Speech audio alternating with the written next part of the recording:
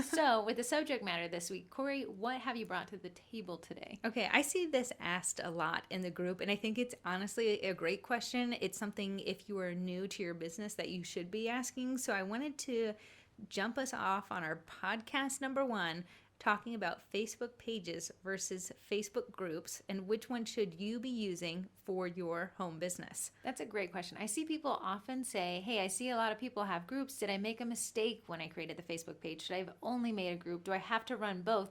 Am I posting the same content in each? It seems like a lot of work. I'm confused. What do? So I'm gonna be can I do a spoiler alert? Just spoil it. Both are great. Oh, great. So we have to do both. Okay. Yeah. So what are the benefits to, well, let's start. What are the benefits to me having a page? And keep it layman's terms. I will keep it layman. The benefits to a Facebook page are people who don't know you, say if people move to the area and they're looking for a service that you provide, they can find you because Facebook has its own search algorithm. So if someone types in tasty treats, Heather's Bakery could pop up there and I could be your new client and I had never met you before. So that is honestly great.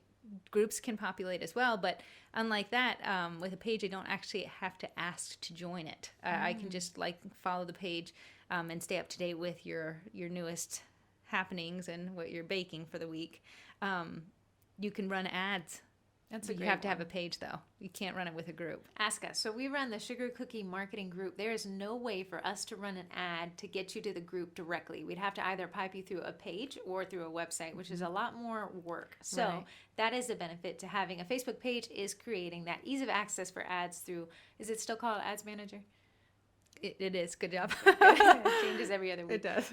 So explain to us what a cold audience is and how it relates to me and my Facebook page. Okay, so a cold audience, basically it's a marketing term that we use. You have cold audience, warm audience, and your hot audience, people that are buying from you currently. A cold audience is someone out there who fits your target demographic. They're the right age, they're looking for exactly what you're selling, but they've never heard of you before. So they're as cold can be. After they figure out who you are, they turn into your warm audience. But a cold audience is just someone who fits what you're targeting, doesn't quite know that you're out there yet. So in the relation to my family, if my mom was my hot audience, my cousins were my warm audience, my brother-in-law's parents' other kids would be my cold audience. That's the best family tree analogy I've ever heard. Right? And none of them I want to see around Christmas time, right? Exactly. So now, back to the request to join. I know that Facebook is doing away with the follower-liked kind of dynamic, but we'll talk about that later. But you can still have the ability to follow a page. And what happens when I follow a page? Well, then you get into their, technically, if you want to call it a warm audience, but they are now able to see your posts. They fall into that reach category. They're not guaranteed to see it, but they do have the opportunity to see it when you make a post to the page. Great. So that's the difference between me having to knock on a door versus me allowing myself in. I'm opening the door myself. And that's what we see with Facebook pages is I can let myself in. With a group, you allow me in. But I don't want to say groups have their benefits as well. It better be. We have Sugar Cookie Marketing Group. True. The great thing about groups is, say if a cold audience comes to you, they buy from you, now they're a part of your warm audience and you want to make sure that you keep them in the fold, you can invite them to your private group. A lot of people call them VIPs, very important bakers. It's whatever you want to call it, but that creates that loyalty, the brand loyalty that we know and love because it always ends in sales. They'll be a part of your group. They'll get first access to everything. If you have a pre-sale going on, if you have a pop-up, they're going to find out about it first. And that is how you can bring those people who are just finding out about you into a more loyal, rewarding space, like a group. That's a great one. So would you recommend, if you only had time to run one, which would it be? So that is a great question. Because of the benefits right now that you get with a Facebook page, my heart will always choose a Facebook page because I want to tell you that Heather and I, to fill our cookie classes, use Facebook ads almost exclusively, in addition to email marketing. And that's what gets buns in those seats. But I couldn't, Buns in those ovens. buns in the oven. I couldn't quite do that if I had a group necessarily. So that's why I would suggest a page for us if I had to choose one, just from that data perspective. And Another great point is Instagram integration. Exactly. So you can have that Instagram now. You can kind of cross post if you wanted to. You have a farther reach with your hard work. Sometimes groups end up being dead groups. You know, what do I post today? Oh, life got busy. I forgot to post. And then it is really hard to resurrect a dead group. That defibrillator is a lot of Does time not and work. attention. So having a group and letting it die, I would say would be working against you a little bit. But if you could focus, number one, on a Facebook page and then have that Facebook group in your back pocket, and you could dedicate the time to both of them, I think you could really have a recipe for success. Okay. So definitely to pages, groups, if you can manage it, if you can cultivate that. I think a lot of people don't understand completely that Facebook pages operate off of engagement, and so do groups. So that more engaging content, I know we post about memes in the group, and I love me a good meme, but that's the kind of content that involves that conversation. And that conversation is engagement. Every time somebody comments, like, shares, you're allowing that post to reach more feeds. And that's what we focus a lot in Sugar Cookie Marketing Group, is to how to get that post to reach as many people as possible, because that's taking your proverbial dollar, which is time in this case, and stretching it the farthest it can go. So let me ask you a question there, dear sister. Ha. Would you say that a business owner needs to share different content to both their group or their page, or could it possibly be the same content? It could only be the same content if it were timed at different times. So if I released here's my pre-sale, but I'm telling you guys first, and then I waited a couple days to release it to the general public, i.e. my Facebook page. Otherwise, I would like maybe the environment in my group to be a little bit more personable. I think a little bit more like goofy. Yeah, here's my this kids, here's my meme. dog. Hey guys, what do you guys think I should do for my pre-sales? And I think the page should be, here's the result of what my group and I came up with. And we want to create within groups a community. Yeah, like a loyalty, like they get first access. Right. Almost making them want to be a part of the group. If they're getting that same exact content on your page, what's the point of joining the group? Right. It's either joining one or the other, which is not necessarily what we want. We don't want to split our audience. Right. Because if that group goes the way of the dodo, then we've lost that communication to that person who would be a buyer. So I'm going to say that, yeah, if you could have your group be my close friends and have your page be like my fans. Yeah, and usually pages have more of a following than a group does, which makes sense. It's technically, I'm going to use this buzzword, a funnel. Your Facebook page funnels people. Did you say bugword? I said buzzword. Oh, excuse me. It's new marketing terminology. A bugword. Okay, we're bringing in the bugword. Well, we're changing it from buzz to bug. But a funnel is what means just taking one audience and funneling them into, warmer space, one where you kind of have that personal relationship where, you guys have this inside joke. Hey, beads are our inside joke in the group.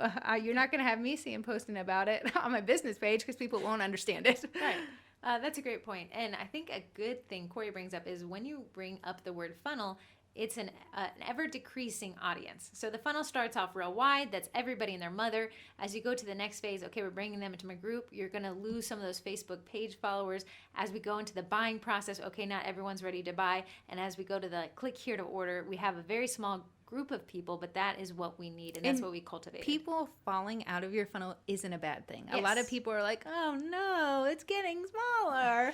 But that's not bad because not everyone is ready to buy. So you need those people to fall off that are tire kickers, that are just wasting your time, and you need the ones that are ready to purchase something from you to scoot on through the funnel. And that is a smaller percentage of the people that enter the funnel, and that's okay. That's what funnels are for. Yeah. If, I say... Well, that's a good point. Is Corrie used to sell cars prior to getting into social media marketing. I feel greasy just thinking about it. If you need to buy a car, she probably has a great deal for you. But that's a great point. Is not everyone's there to buy a BMW, but you need that one buyer to buy that car. Mm-hmm. Okay, well, that's great. So we have the pages and the groups dynamic. Not a lot of people have created a group yet, but there's a lot of pretty neat tools within a group that Facebook doesn't allow the rest of Facebook to use, such as post formatting. I think you can use polls in groups still. That was taken away from pages. Facebook Lives are really well rewarded in groups. There's things like rooms where you can have breakout rooms where members of your group can get together in a kind of Facebook Live dynamic. Then they changed units to guides, a little bit better wording there, to help help people that come to the group who are just new to really be able to dive in deep and see what you guys are all about. That's a great point. And another thing that pages offer is messaging, the ability for automated messages. And that's a great way to funnel people. You know, you're not working 24/7, even though I know it Isn't feels it like crazy that. the amount of people that want cookies at 1 a.m? I think that's when the craving truly hits. I think it does. But with the messaging options, you have the choice for an away message that kind of gives the information right when they're ready to buy. At 1 a.m, when your eyes are closed, you are dead asleep, getting that beauty rest. You can be making a sale by utilizing what you can with a Facebook page. So if you're absolutely new to your business, you're absolutely new to Facebook, if I could create a little task list for you, I know we have about 2 minutes left on this topic, I'd go and create a Facebook page today. Even if you're not completely ready, even if you're not selling yet, get that up there, get it set up. The optimization is real simple, but I know Corrie and I were creating a class on it. But again, it's something you could walk through yourself. Then as you start to post that content, hey, just create that group. You don't have to necessarily be active in it yet, but you can just get ready to be.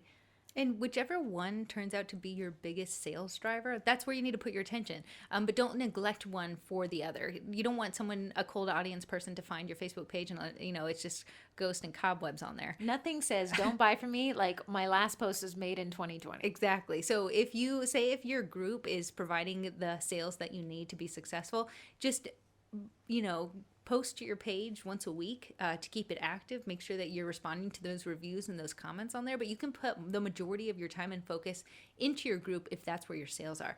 Vice versa. Hey, people aren't really buying from your group. I wouldn't necessarily let it go to a dead group, but put that time and energy into your Facebook page and grow that outward-facing audience. Yeah, just keep a maintenance on the one that's not the primary traffic driver. And by traffic driver, we mean dollar driver. And lastly, you don't have to have either or. If you're like, hey, I just think I could be successful with a group, I don't have enough time, I have a million kids, I work a full-time job, put your focus in one if that's what you can handle. You don't have to have a platform, you don't have to have a business on each platform. It's whatever is making the most sales for you, whatever's that driver, and whatever you could be successful with your time at.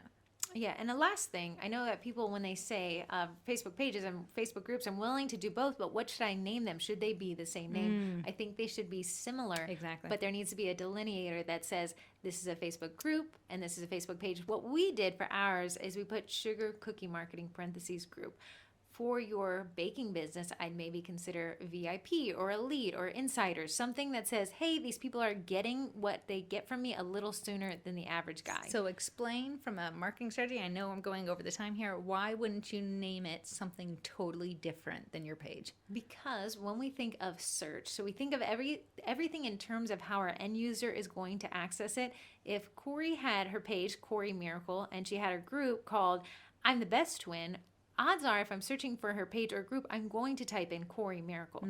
The thing is, I'm the Best Twin doesn't pull in the words Corrie or Miracle. So I would recommend Corrie's page to be Corrie Miracle page and her group to be Corrie Miracle I'm the Best Twin. That way when I search Corrie Miracle, I'm hit with both. There you go. That is the marketing magic behind naming things.